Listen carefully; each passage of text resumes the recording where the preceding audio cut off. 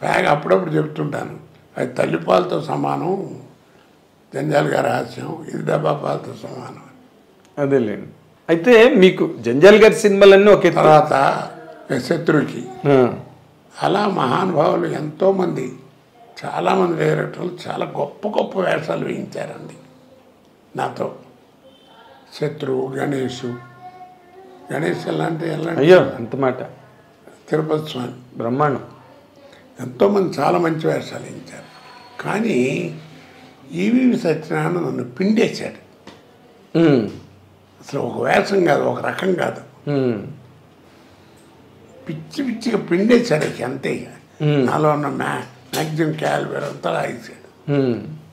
ఆ రుణం తీర్చుకోలేదు. అదేలేండి, మీతోని రకరకాల క్యారెక్టర్లు చేంజ్ చేసాడు ఆయన. 50 సినిమాలు ఎన్నో తీసాడు. అవునండి. 3 సినిమాల్లో ఇంట్లోనూ డేట్లు కుదరక చేయలేదు. ఆ ఒక్కటి అడక్క సినిమా లేదండి. అవును, అది యాక్చువల్గా నాతో చేద్దామని ఎంత ట్రై చేశాడో. ఇది రావుగోపాలరావు క్యారెక్టర్. ఓకే, వైజాగ్లో షూటింగు. అవును, ఎక్కడ అడ్జస్ట్మెంట్ కుదరదు, కాంటు పట్టే నీ వల్ల కాదు, చేయలేవయ్యా, వద్దులేని వద్దని గోపాలరావుని పెట్టారు. అప్పటికే పాపం ఆయన అనారోగ్యం, బాగా అనారోగ్యంతో ఉన్నారు.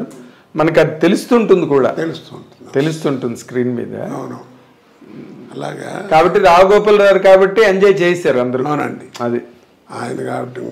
ఇంకోటి చేస్తే ఆ వేషం పండదు, సినిమాకి డ్యామేజ్ అయి ఉంటుంది. పండదు, ఆయన వేషం పండపోతే ఇంకేముంది సినిమా. నా పెళ్ళింట్లో నా వేషం పడినట్టు. అవును, అసలు ఆ రోజులు అహనా పెళ్ళంటే చేసినప్పుడు ఎలా ఉండేదండి మీ క్యారెక్టరు, ఆ పిచ్చి క్యారెక్టరు, ఆ బస్ స్టాండ్ దగ్గర ఆ ప్రతిఘటన చేసిన తర్వాత వచ్చిందండి. అదే ప్రతిఘటన చేసిన కోట శ్రీనివాసరావు అనే నటుడు, ఇందులో నీ క్యారెక్టరు ఏంటి అసలు? ఆ క్యారెక్టరు అండి, ఆ వేషం చేసడానికి ఆ సినిమా తీసిన ఆ ఇంటి ఓనరు ఆయన తెలుగుదేశం ప్రెసిడెంట్ ఏదో, కోట శ్రీనివాసరావు. ఆడైతే నేను అసలు ఇవ్వనని చెప్పి 4 రోజులు షూటింగ్ జరిగింది. అప్పుడు మానేశాడు. అప్పుడు ప్రొడ్యూసరు రామానాయుడు గారు, ఆ సినిమా అట్లాంటిది ఏం కాదండి, ఈ సినిమా కాళ్ళు ఉంటుంది, నా మాట వినండి. ఒక రోజు చేసిన సీన్ మళ్ళీ చేయించాడు ఆయన కూర్చోబెట్టి. ఆయన అప్పుడు నమ్మి ఇచ్చాడు, కంటిన్యూ చేయించాడు. మంగళాదేశ్ సినిమా ఏమో అనుకున్నారు అనుకుని గొడవ. అసలు ఆ సినిమా అసలు ఎట్లా, అసలు ఆయన అదే చెప్పేదండి. ఆయన ఊహలకి ఇది మనం పట్టుకోలేము.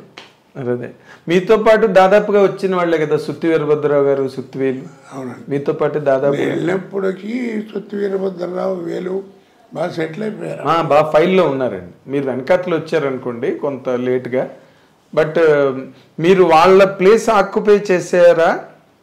నేను అంటే ఆక్యుపై చేశారా అది కాదు కానండి, మొత్తాన్ని వచ్చిన తర్వాత కొంచెం వీరభద్రరావు కొంచెం ఎఫెక్ట్ ఇచ్చింది వేషాలు, ముఖ్యంగా జంజాల్ గారి వేషం.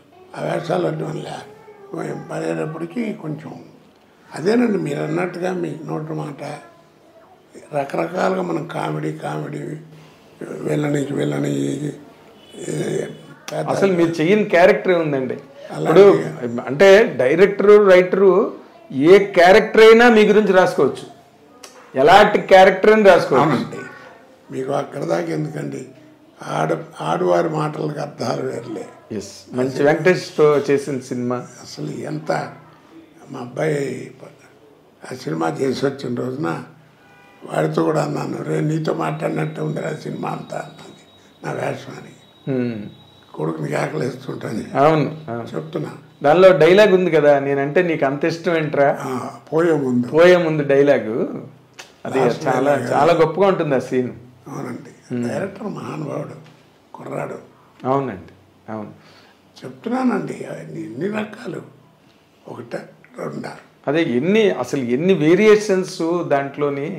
అసలు ఇందులోని సార్ ఇంత బిజీ లైఫ్లో మీరు ఇందాక అన్నట్టుగా ఒకరోజు 3 రాష్ట్రాల్లో షూటింగ్లు చేసి ఆంధ్ర అంతా కార్ల మీద తిరిగి మీరు షూటింగ్లు చేయడం నాకు తెలుసు. మీరు బ్రహ్మానందం గారు, బాబుమోహన్, 3 ఇన్విటబుల్స్, మీరు బ్రహ్మానందం గారు, బాబుమోహన్, ముగ్గురు కూడా. మీ ముగ్గురు మధ్యన అంటే ఫస్ట్ క్వశ్చన్, మీరు అలా అంత ఫాస్ట్గా షూటింగ్లు, అంత ఆక్యుపైడ్గా, అసలు ఫ్యామిలీ లైఫ్కి ఫ్యామిలీకి మీరు ఎంత టైం స్పేర్ చేయగలిగారండి? నిజంగానండి నేను ఇప్పుడు ఇంట్లో కూడా బాధపడుతుంటాను. నేను కోల్పోయినవి రెండండి,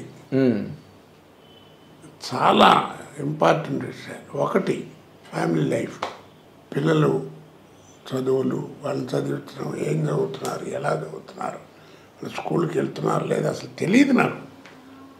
అదృష్టం బాగుండి పిల్లలు ఏదో వాళ్ళు చదువుకున్నారు తప్ప నా మిస్సెస్ ఏం చదువుకోలేదు. అది 4వ క్లాసు 5వ క్లాసు అదేం చెప్పేది కాదు. పిల్లలు చదువుకున్న వాళ్ళే పోస్ట్ గ్రాడ్యుయేట్లు అయ్యారు, చదువుకున్నారు, పెద్దవాళ్ళు ఉద్యోగాలు. అది వేరు అదృష్టం.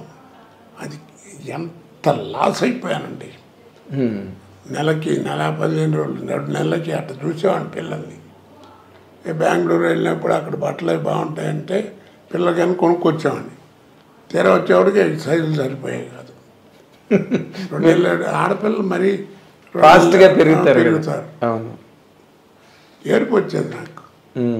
ఆ రోజుల్లో 2000 పెట్టి కొనుక్కురావటం అంటే ఒక మాటలా. అవును, అలాగా అదొకటి, అది మెయిన్ అండి. ఇప్పుడు ఏడుస్తున్నాను. ఎవ్వరు ఉండరు, మనవాళ్ళు ఇద్దరు, వాడు పోయాడు. మనవాళ్ళు చాలా బాగా చదువుతారన్న మనవాళ్ళు. అదే నేను ఎప్పుడు అనుకుంటుంటాను సార్, ఏంటంటే మీరు చిన్నతనం అంతా వాళ్ళని చూడలేదు, మీరు స్టేబుల్గా స్టడీగా ఇంటి దగ్గర ఉండే టైంకు వాళ్ళు లేరు. వాళ్ళు ఇప్పుడు వాడు చూడండి, పొద్దున్న ఒకడు 6:30కి పోతాడు, ఇంకోటి 7:30 8కి వెళ్ళిపోయాడు. మళ్ళీ సాయంకాలం ఎప్పుడో వస్తారు. వాడు ఇంజనీరింగ్ పెద్దవాడు. అంటే వాడి మెరిట్లో యూనివర్సిటీ వాళ్ళే ఇచ్చారు, ఉస్మానియా యూనివర్సిటీ వాళ్ళు ఇంజనీరింగ్. ఓకే, 3rd ఇయర్ ఇప్పుడు 4th ఇయర్కి వస్తాడు. రెండోవాడేమో ఇంటర్మీడియట్ 2nd ఇయర్. వాడు మోస్ట్ బ్రిలియంట్స్ ఇద్దరు. అదేలేండి, మీరు అంటే నార్మల్గా చెప్తున్నాను. ఇప్పుడు రెండోది బాధపడేది, ఇప్పుడు వాళ్ళని చూడలేకపోతున్నా. నాకు వాళ్ళంటే ప్రాణం నిజంగానండి. ఒక గంటన్నర కూడా ఉండలేను ఇంట్లో ఉంటే. నాకు ఇంకో పని లేదు ఇప్పుడు. నేను మా ఆవిడ ఇంకెవరు అంతే కదా. ఇప్పుడు ఏముంది, ఏదైనా ఇప్పుడు చేస్తున్నారండి 1-6 వేషాలు ఏదైనా వస్తున్నాయి. అడుగుతాను ముందు, మీరు బాబు అని క్లియర్గా చెప్తాను, ముందు కథ చెప్పు కానీ అని. మెట్లు ఎక్కడం దిగటం కష్టం, గబగబా నడవటం చేయటం ఏదైనా కొంచెం డిలే అవ్వచ్చు, ఫ్యూ సెకండ్స్. అది పొజిషను, డైలాగ్ ఇలా మెమరీ అన్నీ బ్రహ్మాండంగా ఉన్నాయి. నా ఫిజికల్గా నాకు ఉండేటువంటి ఇబ్బంది ఇది. మెట్లు ఎక్కడం దిగటం గబగబా చేయలేను. అలా స్టేబుల్గా కూర్చుని డైలాగ్ చెప్పేది గబాలు లేవాలంటే ఉన్నట్టుండి గబాలు లేచి కొట్టటాలు చేయటాలు పట్టాలు అవి చేయలేను. ఇప్పుడు కథ చెప్పు అంటాను. ఓకే.